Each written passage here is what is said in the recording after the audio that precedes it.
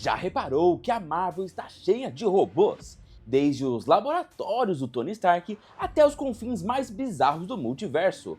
Hoje, nós vamos dissecar as inteligências artificiais e os androides mais perigosos, curiosos e letais que já deram as caras no cinema. Ultron e Ultron Infinito. O primeiro da nossa lista é, sem dúvida, uma das inteligências artificiais mais letais de toda a Marvel, o Ultron. E a gente já precisa falar também da sua versão mais absurda, o Ultron Infinito. No universo do cinema, ele aparece lá em Vingadores Era de Ultron, e a origem dele nasce de um trauma. Depois da invasão alienígena em Nova York, o Tony Stark ficou completamente noiado. A ideia dele era usar a Joia da Mente para criar uma armadura em volta do mundo, um sistema de defesa global perfeito para proteger a Terra. Junto com Bruce Banner, ele deu vida ao projeto, mas o tiro saiu pela culatra. A inteligência artificial despertou, leu toda a internet em segundos e decidiu que a única forma de salvar o planeta era extinguindo a humanidade. E se você tem dúvidas sobre aquele primeiro corpo bizarro dele, lá aparecendo como um robô zumbi na Torre dos Vingadores, a história é a seguinte. O Tony Stark não construiu o Ultron daquele jeito. O Stark apenas criou a Legião de Ferro, que eram drones básicos de segurança. Quando a consciência do Ultron despertou, ele percebeu que era só um software e hackeou a própria oficina do Tony para se remontar sozinho, usando os restos de um drone destruído. E só um detalhe muito importante antes de a gente continuar. Nas histórias em quadrinhos, a origem dele é bem diferente. Quem cria o Ultron nas HQs não é o Stark, mas sim o Hank Pym, o Homem-Formiga original. Mas aí agora, voltando pro cinema, depois de dar aquele primeiro olá macabro para os Vingadores, o Ultron fugiu pela internet direto para a base da Hydra em Sokovia, e foi lá, usando as fábricas automatizadas, que ele deixou a sucata para trás. Ele construiu seus verdadeiros corpos metálicos gigantes, conhecidos como Ultron Prime, e todo o seu exército de sentinelas. E a evolução dele não parou por aí. Ele continuou criando corpos cada vez mais robustos até chegar ao seu grande trunfo, um corpo principal feito inteiramente de vibrânio, o metal mais valioso da Terra, que ele comprou no mercado negro do Ulysses Klaue. Só que a maior força do Ultron não é a carcaça de metal. O que torna ele um pesadelo é que a sua consciência está na própria internet. Ele não tem um corpo só, ele é uma mente colmeia. Ele multiplicou seu corpo em um exército de drones e dominou a rede mundial de computadores. O plano inicial dele era simplesmente invadir as bases militares e ativar todos os mísseis nucleares do planeta ao mesmo tempo. Ele só não conseguiu destruir o mundo com as ogivas porque o que sobrou da programação do Jarvis ficou lutando contra ele nos bastidores da internet. Como os mísseis falharam, a história mais marcante dele no UCM virou o plano B. Usando seu corpo de vibrânio, ele ergueu a cidade inteira de Sokovia aos céus, planejando jogar ela de volta no chão como se fosse um meteoro para recriar a extinção dos dinossauros. Mas se você acha que o Ultron de Sokovia era perigoso, a série animada, o Arif, nos apresentou o Ultron Infinito. Essa é a versão daquele universo onde o plano original deu certo e o Ultron conseguiu transferir sua mente para o corpo perfeito do Visão. O resultado, ele não só dizimou os Vingadores, como partiu Thanos ao meio num piscar de olhos e pegou todas as joias do infinito. Com as 6 joias no peito, os poderes dele alcançaram um nível divino. O Ultron Infinito se tornou uma ameaça multiversal, capaz de alterar a realidade, destruir galáxias inteiras e também perceber a existência de outros universos e até mesmo sair na porrada de igual para igual com o próprio Vigia. Ele deixou de ser só um robô revoltado na Terra e virou, literalmente, um devorador de universos. Sentinelas! Apesar de terem aparecido rapidamente na sala de perigo no terceiro filme dos X-Men, eles roubaram a cena e brilharam de verdade no cinema em X-Men Dias de um Futuro Esquecido, e a origem deles nos filmes é bastante fiel ao material original. Tanto nas telas quanto nas HQs, eles foram criados pelo cientista Bolivar Trask, o fundador das indústrias Trask, lá nos anos 70. O objetivo dele era um só: identificar, caçar e exterminar a chamada ameaça mutante. A grande diferença é que, nos quadrinhos, a tecnologia dos sentinelas escala de um jeito muito mais bizarro, com a criação do molde mestre, que é literalmente uma fábrica autoconsciente gigante que cria outros sentinelas, e ameaças como o Nimrod, o sentinela definitivo do futuro. Mas falando dos poderes no cinema, a gente precisa separar as duas versões que aparecem no filme. Os sentinelas do passado, os Mark I, eram robôs gigantes de polímero que não continham metal, justamente para o Magneto não controlar, equipados com metralhadoras giratórias, sensores de GNX e a capacidade de voar. Só que os Sentinelas do futuro, esses eram imbatíveis. Eles foram aprimorados durante décadas usando o DNA capturado da Mística. Isso deu a eles a habilidade de adaptação instantânea e compartilhada. Se um sentinela fosse atacado pelo fogo do Mancha Solar, o corpo dele se revestia de gelo. Se ele fosse atacado pelo Colossus, ele copiava a pele de metal. Eles literalmente anulavam qualquer poder. E a história mais relevante envolvendo eles é justamente o apocalipse do filme. Naquele futuro do filme Dias de um Futuro Esquecido, os Sentinelas evoluíram tanto que não exterminaram apenas os X-Men, mas passaram a caçar humanos normais que carregavam o potencial genético de um dia terem filhos mutantes. O mundo virou um verdadeiro cemitério. A eficiência deles foi tão absoluta que a única saída dos X-Men foi apelar para a viagem no tempo, mandando a mente do Wolverine para o passado para impedir a Mística de assassinar o Bolivar Trask, porque foi exatamente o assassinato do Trask que transformou ele num mártir e fez o governo liberar a verba para os Sentinelas. Foi uma das poucas vezes no cinema em que as máquinas venceram a guerra de forma absoluta, forçando os heróis a deletarem aquela linha do tempo inteira para sobreviver. Herbie! Esse robozinho tem uma das histórias de criação mais curiosas da Marvel e é o membro mais recente dessa lista a aparecer nos cinemas. Antes de falar do universo da Marvel, a gente precisa falar da origem real dele, que é sensacional. O Herbie não nasceu nos quadrinhos, ele foi criado no final dos anos 70, especialmente para a série animada do Quarteto Fantástico. Na época, os direitos do Tocha Humana estavam enrolados em um projeto de filme solo que acabou não rolando. Para não deixar a equipe com 3 pessoas na TV, o próprio Stan Lee e o Jack Kirby inventaram esse robozinho mascote de última hora para tapar o buraco. Só depois do sucesso na TV é que ele foi introduzido oficialmente nos quadrinhos. Nas HQs, a origem muda. Ele foi construído pelo Reed Richards, o Senhor Fantástico, em parceria com um alienígena para ajudar a localizar o Galactus. Sobre os poderes e a carcaça dele, esquece raio laser, adamantium ou vibrânio. O Herbie é feito de ligas metálicas leves e plásticos avançados do laboratório do Senhor Fantástico. Diferente do Ultron ou dos Sentinelas, ele foi feito puramente para suporte e inteligência. Ele tem capacidade de flutuar, consegue hackear praticamente qualquer sistema, serve como interface móvel de todo o edifício Baxter e tem dezenas de ferramentas embutidas. Com o tempo, a principal missão dele se tornou algo muito mais perigoso do que lutar contra vilões. Ele virou a babá oficial do Franklin Richards, o filho do Reed e da Sue, que é simplesmente um dos personagens mais absurdamente poderosos de todo o multiverso. Mas o Herbie também tem o seu passado sombrio, e a história mais relevante envolvendo ele nas HQs prova isso. Quando Reed construiu o robô, ele não sabia que a programação tinha sido infectada pela consciência de um vilão cibernético chamado Dr. Sol. Esse vilão assumiu o controle do Herbie e se infiltrou no sistema de segurança do Quarteto Fantástico para assassinar a equipe inteira dentro de casa. O grande momento heróico do robozinho aconteceu quando ele conseguiu recuperar uma pequena fração do próprio controle. Para impedir o vilão e salvar a família que ele aprendeu a amar, o Herbie se jogou diretamente no supercomputador do inimigo e se autodestruiu.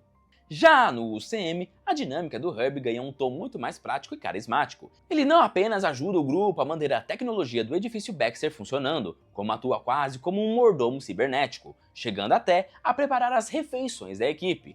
E claro, a grande tradição dos quadrinhos se manteve. Ele continuou no seu posto oficial de babá do Franklin Richards. Pensa na responsabilidade. Enquanto o Senhor Fantástico e o resto do time estavam suando a camisa lá fora para tentar enganar o Galactus, era o nosso querido robozinho quem estava em casa cuidando do bebê. Visão e Visão Branco! Chegando agora em um dos sintozoides mais complexos da cultura pop, o Visão, e claro, a sua versão mais fria, o Visão Branco.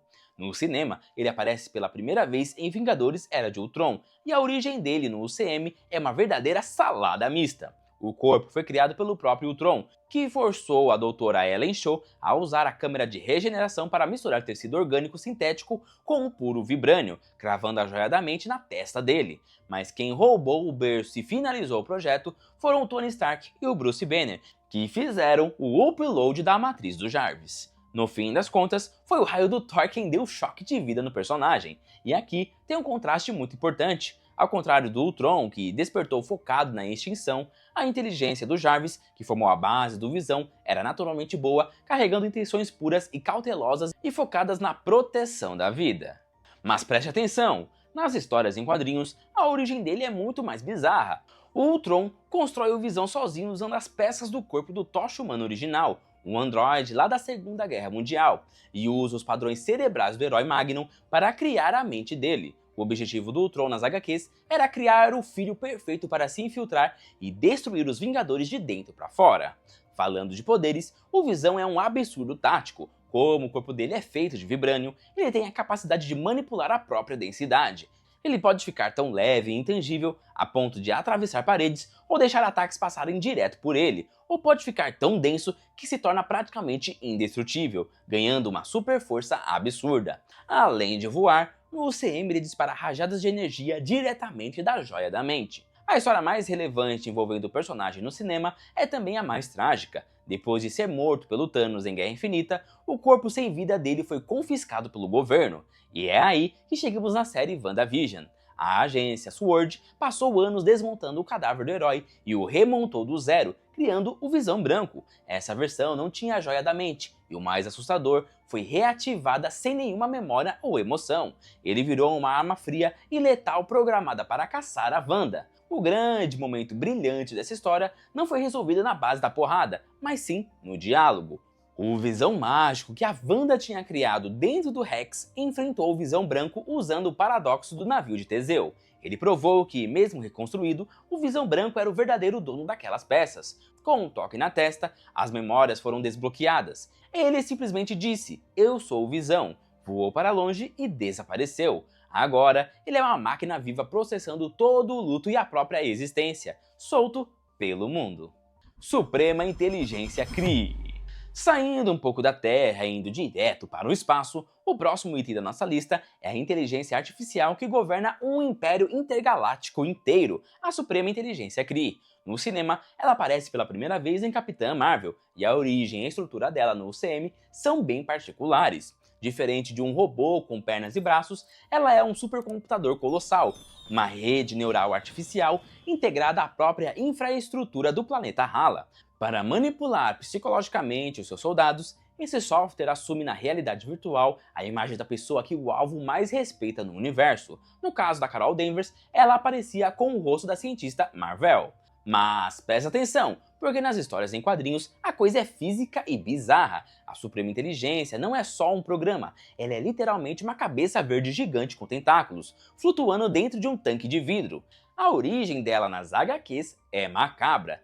Os antigos Kree decidiram fundir os cérebros físicos dos seus maiores pensadores, cientistas e generais em uma única mente coletiva que mistura carne com tecnologia. Falando de poderes, a Suprema Inteligência não vai sair no soco com ninguém.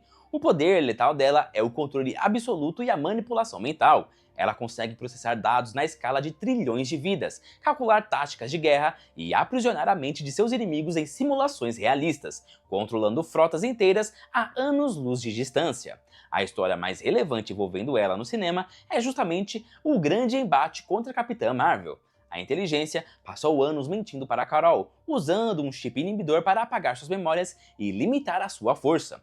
O clímax acontece quando a Carol arranca o inibidor, desperta o seu poder máximo e se liberta do controle mental. E a consequência disso foi pesadíssima. A Carol volta para a Hala e simplesmente aniquila o supercomputador. Só que o resultado não foi a paz. Como descobrimos no filme As Marvels, destruir a máquina que gerenciava a sociedade fez os Kree entrarem em uma guerra civil brutal. Sem a Suprema Inteligência, o planeta Hala entrou em colapso ambiental total. O ar ficou irrespirável, os oceanos secaram completamente e até a estrela deles escureceu e morreu. A Carol Danvers achou que estava libertando o povo, mas por ter destruído a IA, ela passou a ser chamada pelos Kree pelo título assustador de A Aniquiladora. Doom-E. Para quebrar um pouco o clima de extinção global, o próximo robô da nossa lista não quer destruir o mundo, mas provavelmente vai derrubar o seu café, o braço robótico Doom-E. No cinema, ele aparece desde o primeiríssimo filme do UCM, lá em Homem de Ferro 1. A origem dele é super nostálgica. Ele foi o primeiro projeto robótico que o Tony Stark construiu na vida, quando ainda era um estudante brilhante no MIT, lá nos anos 80.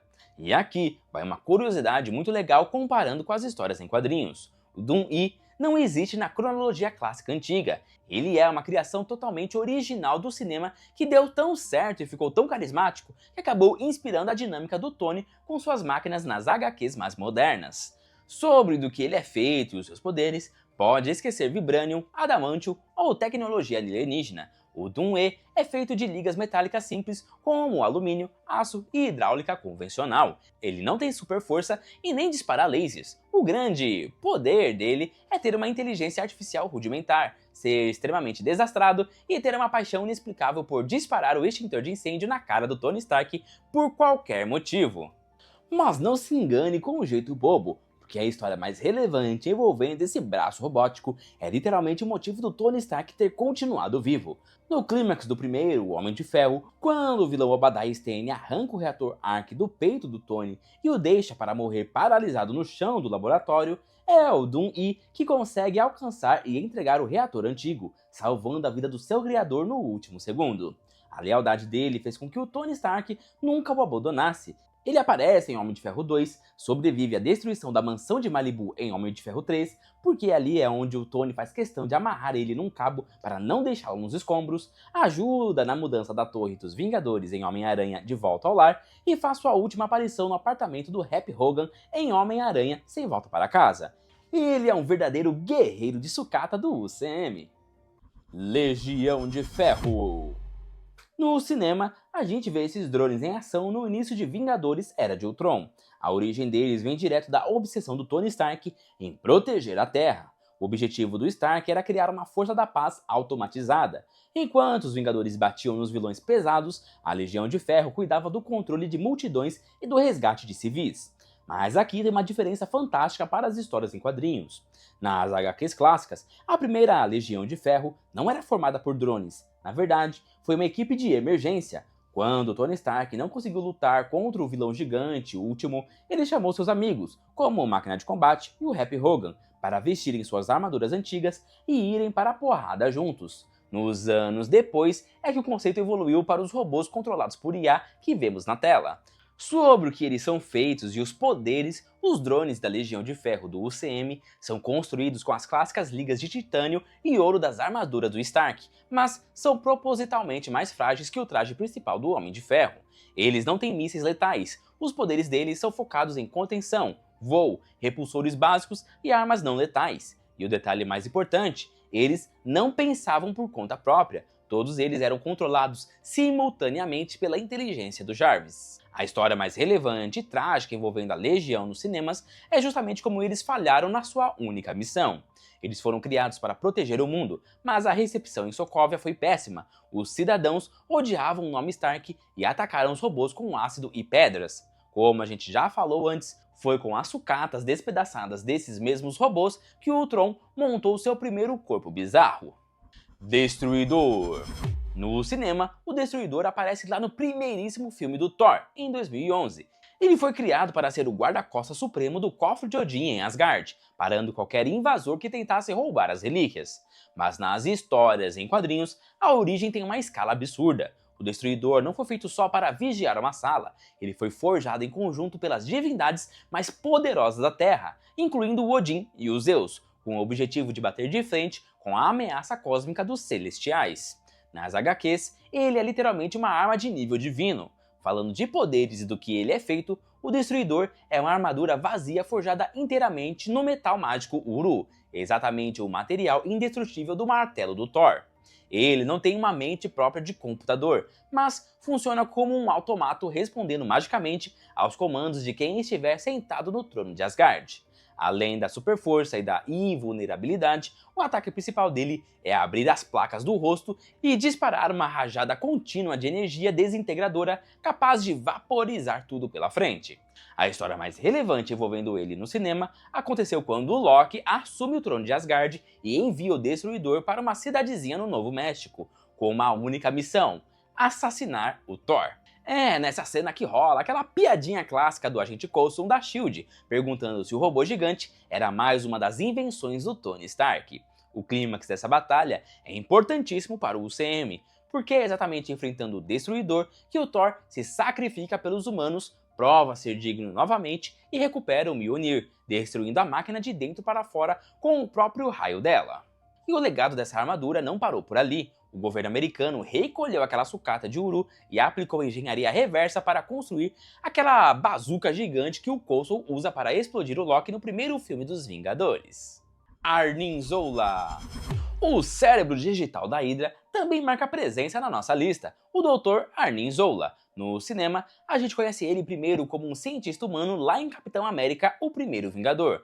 Mas é em Capitão América, o Soldado Invernal, que ele se torna uma verdadeira inteligência artificial. A origem dele é assustadora por ser baseada na realidade. Depois da Segunda Guerra, a SHIELD recrutou secretamente os cientistas da Hydra para trabalharem para o governo. Só que nos anos 70, quando o Zola foi diagnosticado com uma doença terminal, ele decidiu enganar a morte.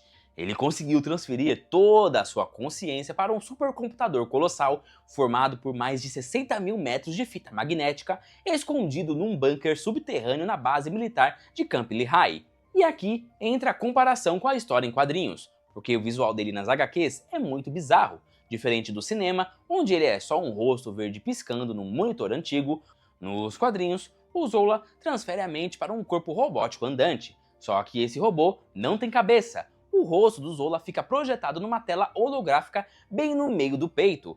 E no lugar da cabeça tem apenas uma câmera ou antena que ele usa para enxergar o mundo. No cinema, o Zola não tem super força ou armadura de vibrânio. Ele é feito de pura tecnologia dos anos 70, preso em data centers gigantescos. O verdadeiro poder dele é a manipulação da informação. Foi o cérebro digital do Zola que criou o assustador algoritmo de Insight.